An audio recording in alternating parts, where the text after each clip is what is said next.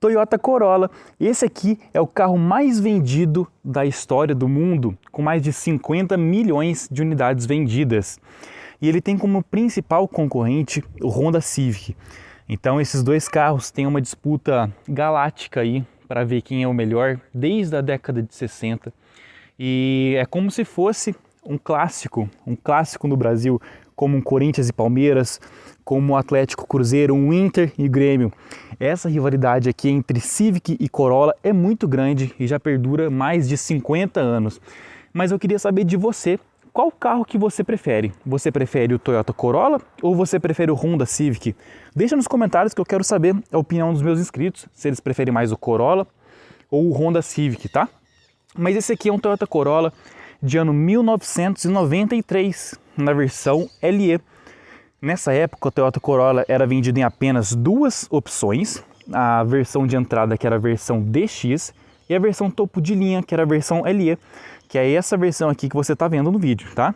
Essa versão aqui, a LE, ela possui um motor 1.8 de 16 válvulas e tem 115 cavalos. Já a versão DX tinha um motor um pouquinho mais fraco, era um motor 1.6, 16 válvulas, e ele tinha 105 cavalos, então era 10 cavalinhos de diferença. As principais diferenças eram questão de acabamento interno, itens de série. Esse carro aqui é super completinho e a gente vai falar mais sobre esses detalhes. E nesse vídeo eu vou te mostrar todos os detalhes desse carro, eu vou te mostrar a parte interna, acabamento, a gente vai dar uma volta nele, também vou te mostrar todos esses itens de série e eu vou mostrar o motor com mais detalhes. E o design desse carro, eu acredito que é um design muito bonito até hoje. É um carro que chama atenção, por quê? Porque é um carro que tem esse design mais clássico. Nessa época a Toyota era bem conservadora, continua sendo, mas ainda era bem conservadora no seu design. Então você pode ver esse design da frente, que tem esse ângulo aqui na frente, tem esse farol com um design bonito também. Mas as linhas são bem clássicas e tem detalhes muito interessantes.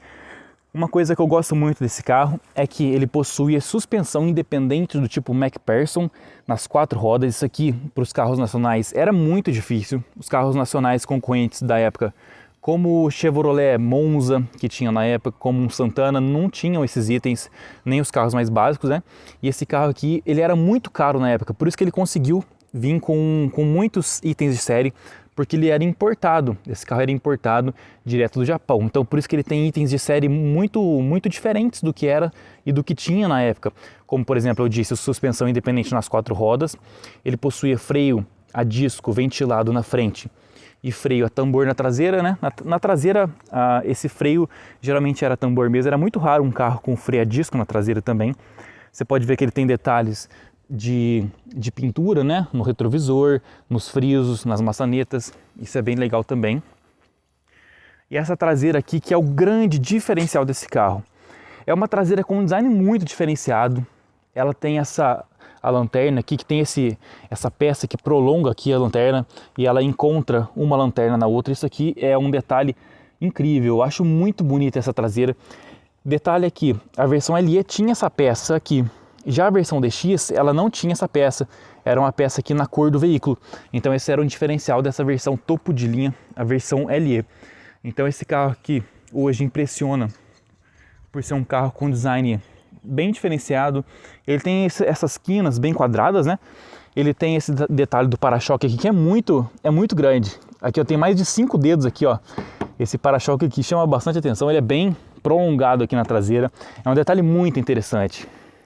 Tanque de combustível de 50 litros, é um carro que não é muito pesado, ele possui 1.115 quilos, tá? E o comprimento dele também não é muito grande, ele tem 4,36 m, então não é um carro tão grande. O Corolla novo, para você ter uma ideia, o 2024-25, ele tem mais ou menos 4,60 m, um pouquinho mais, então vocês podem ver que os carros cresceram muito. E uma característica desses carros mais antigos é o entre-eixos. O entre-eixos desses carros mais antigos não é tão grande. Para você ter uma noção, o entre-eixos dele é de 2,46 m e o Corolla mais novo tem cerca de 20 a 30 centímetros a mais. Então isso explica porque ele não tem tanto espaço interno aqui atrás e a gente vai ver isso mais para frente. Mas agora vamos entrar aqui que eu vou te mostrar mais detalhes desse carro, começando por itens como o acabamento. O acabamento desse carro é bem diferenciado. Mas antes eu vou mostrar a chave. É uma chave super simples, tá? É uma chave aqui, ó, é bem simples, tá? E essa chave aqui, até o detalhe dela é que permaneceu por muitos anos com um design muito parecido. O que é legal desse carro, pessoal?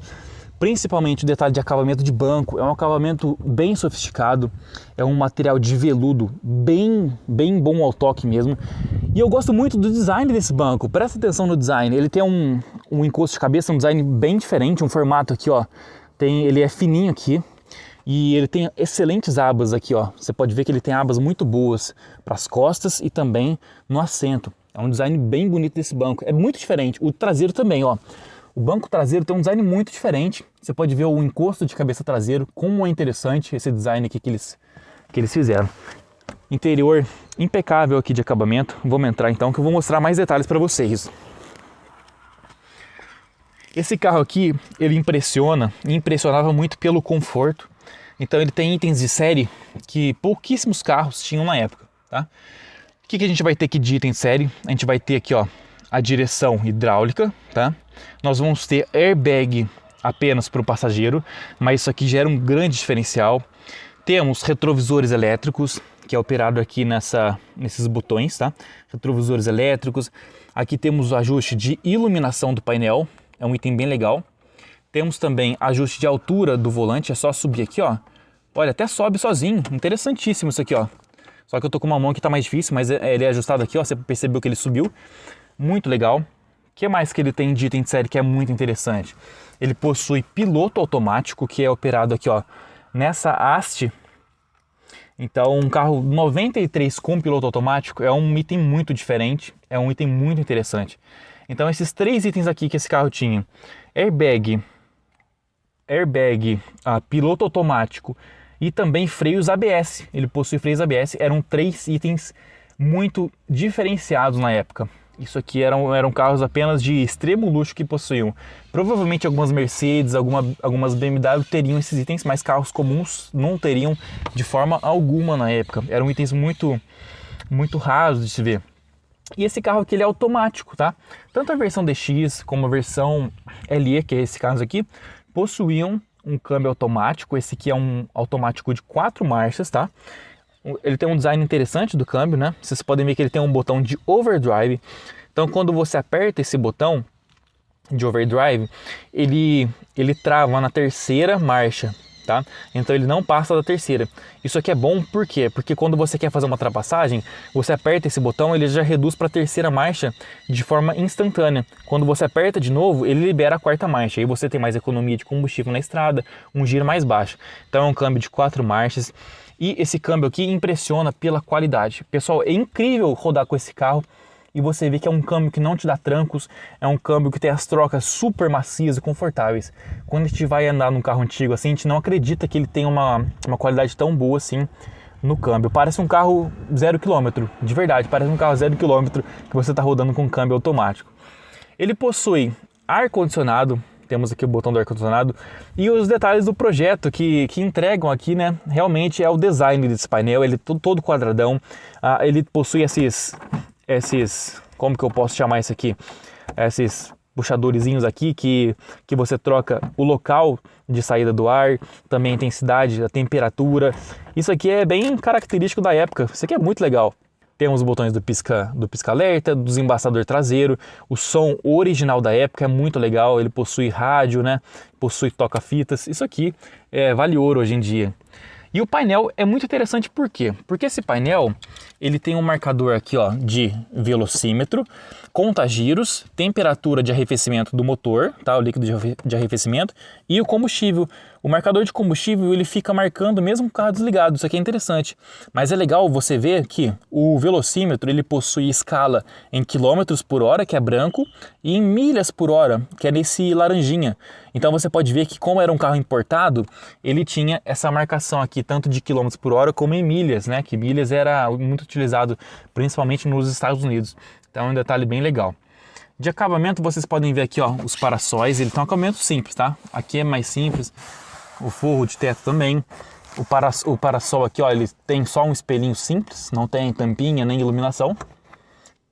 Até caiu um detalhezinho aqui, ó. Mas vocês podem ver que era um carro completo, com um excelente acabamento. Ele tem alguns poucos porta-objetos, né? Carro antigo geralmente não tem muito porta-objeto, ele tem aqui nas portas, tá? Nas portas ele tem, deixa eu ver, ele vai ter um porta-objetos grande aqui, onde eu coloquei meu celular. Aqui também, aqui nessa parte central. O porta-luvas, ele é um porta-luvas pequeno, ele não é um porta-luvas grande não, tá? Ele tem um volume meio pequeno. Outro porta-objetos na porta. E ele tem um nicho aqui, ó, bem aqui no centro. Ele tem um porta-objetos pequeno aqui, tá? Isso aqui também, ó, tem um outro aqui meio escondido, dá pra você esconder alguma coisa aí de quem você quiser. Tem um outro também, ó, porta-copos aqui. Tem um porta-copos aqui, ó, quando você empurra aqui, ó, ele abre aqui pra você colocar os copos. Muito fera, muito legal mesmo. Aqui na porta vocês podem ver detalhes de acabamento. E o acabamento dessa porta aqui, ela é impecável, ó.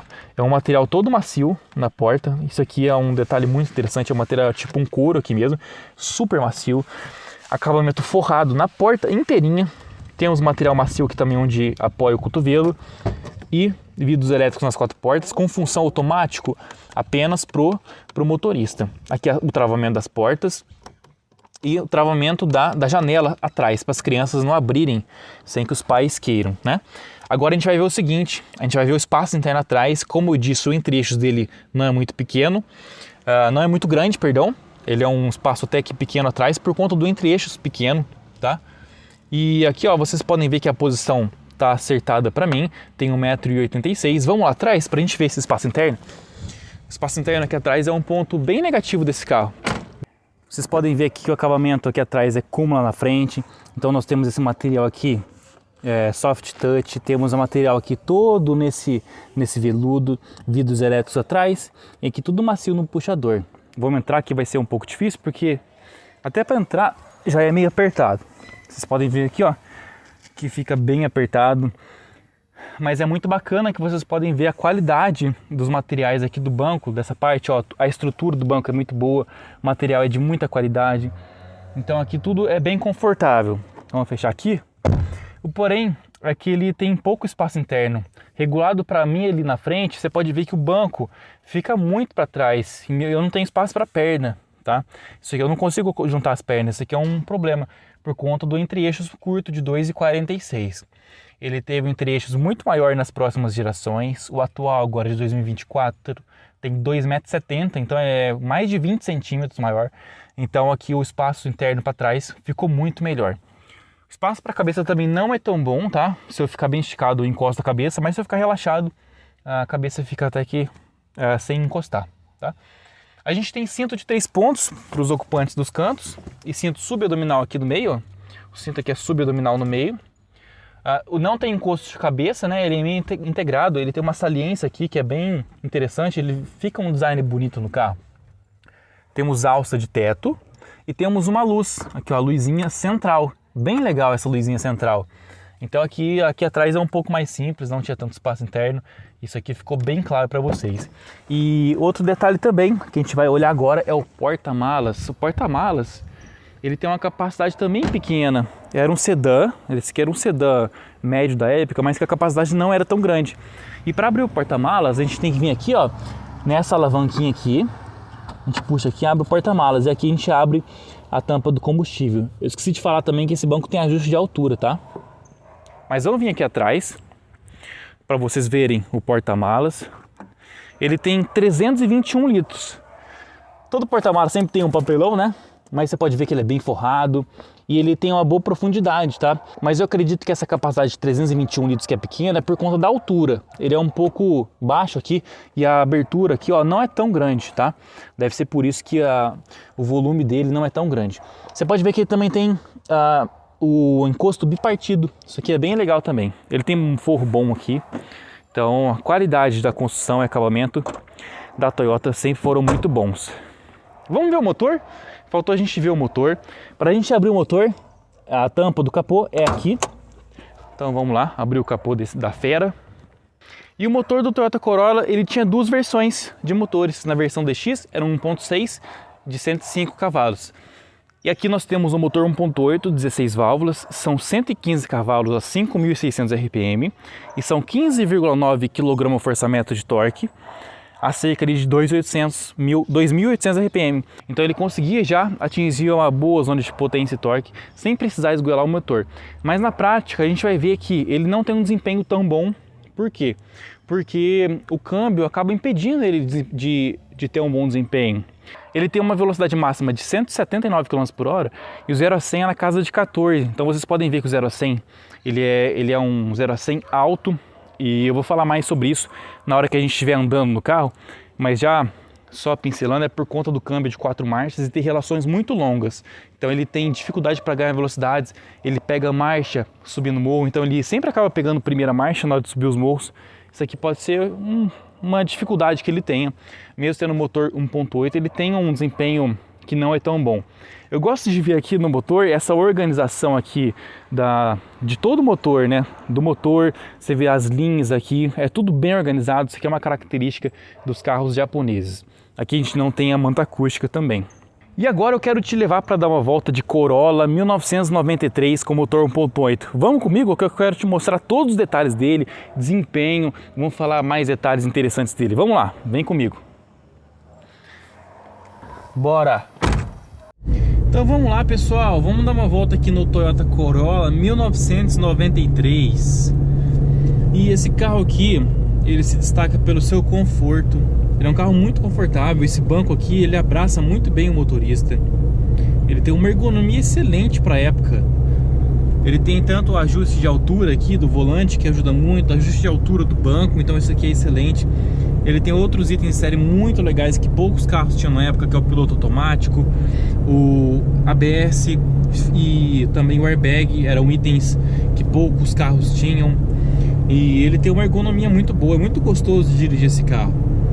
Eu acho ruim esse ponto, que é o retrovisor dele é muito pequeno. Apesar dele ter retrovisor elétrico, ele é muito pequenininho mesmo, o retrovisor.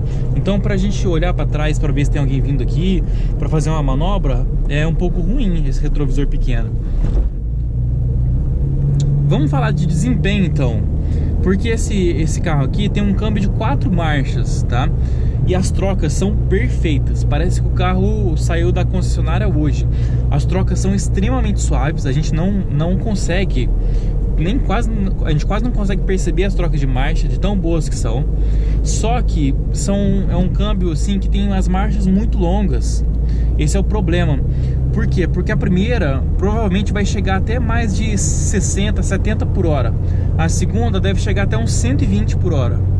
A terceira, ela deve dar velocidade máxima de terceira, esse carro. Então esse é um ponto negativo, porque você acaba exagerando muito do carro, entendeu? Então as marchas são muito longas e ele demora para trocar as marchas.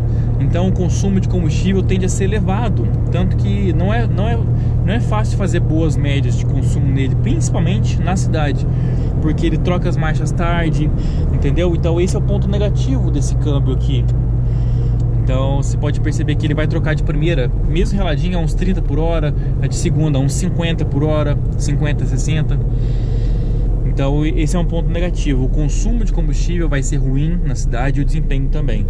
Ele deve fazer médias aí de 7 km por litro na cidade, ou até menos, dependendo do trânsito. Por quê? Porque a gente acelera, ele vai segurando a marcha. Ó, eu tô só na casquinha, ele tá segurando, ó.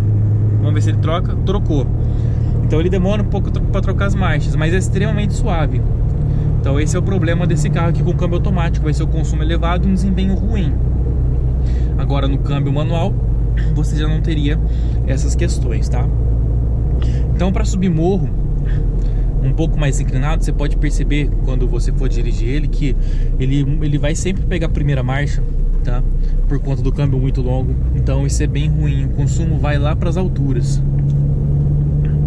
Ele tem essa função aqui do overdrive. E essa função do overdrive, quando está ativada, você faz com que a quarta marcha não entre, tá? Então você fica utilizando a primeira, a segunda, a terceira. Isso é bom na estrada. Por quê? Porque se você estiver viajando ali a 100 por hora em quarta marcha, você apertar esse botãozinho, ele volta para a terceira. Isso é bom para você fazer uma ultrapassagem de forma mais rápida, porque ele já entra numa marcha anterior mais rápido, tá? Isso aqui é muito legal. Ele também possui a função aqui, ó, L e 2. Então L é a primeira marcha, então você trava na primeira e na segunda marcha.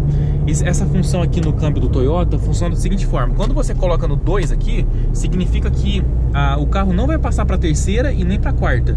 Ele vai ficar variando entre primeira e segunda. Se você põe no L, ó, eu vou pôr no L aqui, ó, eu tô em velocidade baixa, eu posso pôr L. Então ele vai ficar só na primeira marcha.